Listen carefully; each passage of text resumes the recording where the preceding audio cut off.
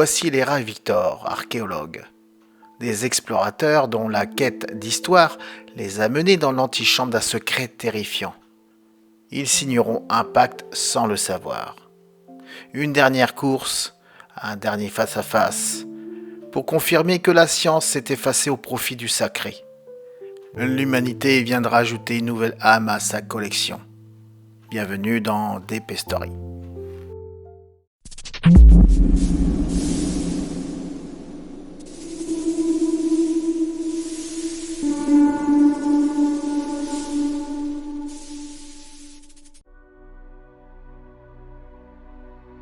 Léra et Victor, archéologues de renom et mariés à la ville comme sur le terrain, passaient l'été à fouiller les ruines d'un ancien manoir médiéval, jadis propriété d'un riche marchand de la Hanse.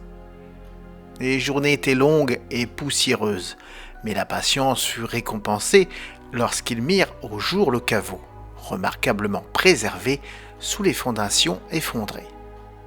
Au milieu de quelques poteries brisées et d'une poignée de pièces d'or noircies, Victor repéra un rouleau de parchemin desséché, soigneusement dissimulé dans une niche.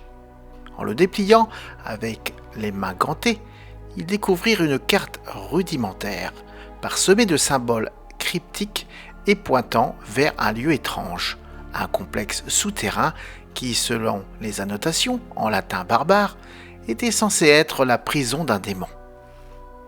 Intrigués et sceptiques, ils étaient des scientifiques après tout. Ils mirent les voiles.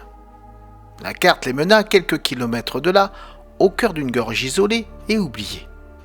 Après des heures de recherche, ils trouvèrent l'indice majeur, un puits asséché au fond du canyon. Victor sécurisa la corde et descendit le premier, et Léra le suivant de près. Au fond du puits, une galerie étroite s'ouvrait sur une petite caverne naturelle. Là, dissimulée derrière d'épaisses toiles d'araignée, se dressait une entrée apparemment murée par des briques grossières. Ils travaillèrent d'arrache-pied, et bientôt, un passage s'ouvrit devant eux. Ils pénétrèrent dans une vaste salle souterraine.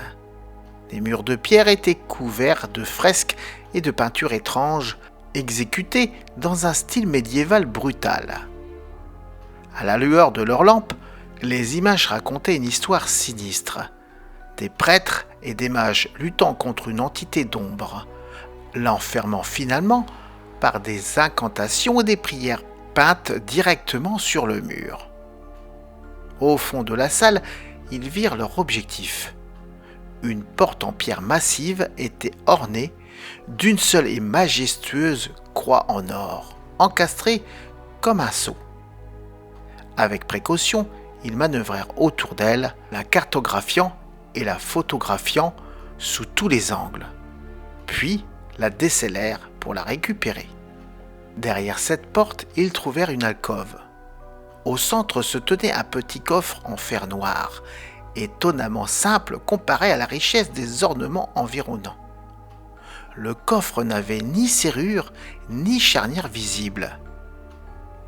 Il était scellé non pas par un cadenas, mais par une seconde croix en or, plus petite, qui maintenait le couvercle fermé, apparemment grâce à un système occulte. Leur curiosité, le moteur même de leur vie, prit le dessus sur toute prudence. « C'est le point culminant de notre carrière, Victor. Penses-tu que ce soit ça ?» murmura Léra, le souffle court. Victor, les yeux brillants, d'une excitation fiévreuse, ignora l'avertissement sourd que sa raison tentait d'émettre. Il retira délicatement la croix en or du couvercle. L'instant fut glacial. Dès que la croix quitta sa place, un petit sifflement s'éleva du coffre. Une fumée noire et opaque, semblable à de la poix liquide, s'en échappa. Elle monta, tourbillonna un instant, et sans laisser à Léra le temps de crier, elle fonça vers Victor. La substance noire pénétra ses yeux, sa bouche et ses narines, l'étouffant en une fraction de seconde. Victor s'effondra, puis se releva avec une rapidité contre nature.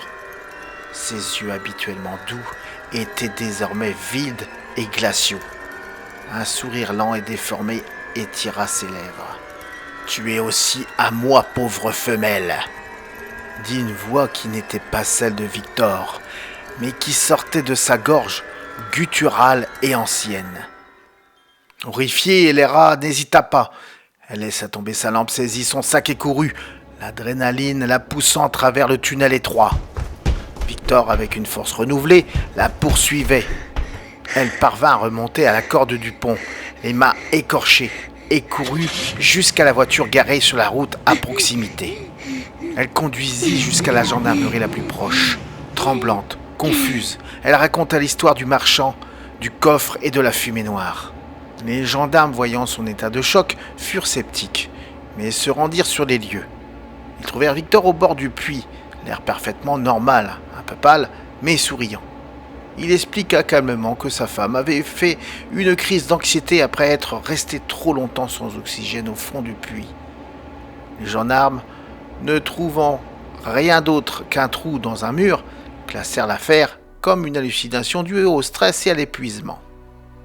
Le couple fut autorisé à rentrer chez lui, le coffre et les croix en or récupérés et chargés dans le coffre de leur véhicule. Elera était au volant. Elle regardait son mari, tentant désespérément de donner un sens à ce qui s'était passé. « Tu as dit que c'était une hallucination, commença-t-elle, la voix nouée. Mais te souviens-tu du nom de la première ville où nous avons fouillé ensemble et celle où nous avons été fiancés ?» C'était une question insignifiante, un test, une question dont seule l'intimité partagée d'un couple pouvait connaître la réponse. Il y eut un silence lourd. Victor se tourna vers elle lorsqu'elle osa le regarder. Ses yeux n'étaient plus seulement vides, ils étaient d'un noir profond et luisant, fixés sur elle avec une avidité féroce. Elle perdit le contrôle. La voiture quitta la route, percuta le talus et fit plusieurs tonneaux mortels avant de s'immobiliser en un amas de ferraille tordu. Au milieu des débris, l'homme sortit. Ses membres cassés se redressèrent avec un craquement sec et audible. Ses ecchymoses et ses blessures ouvertes disparurent instantanément. Un sourire en coin éclaira le visage de Victor. L'entité avait désormais un corps et elle était libre. Il s'éloigna de l'épave fumante, laissant derrière lui le coffre ouvert et le souvenir d'Elera.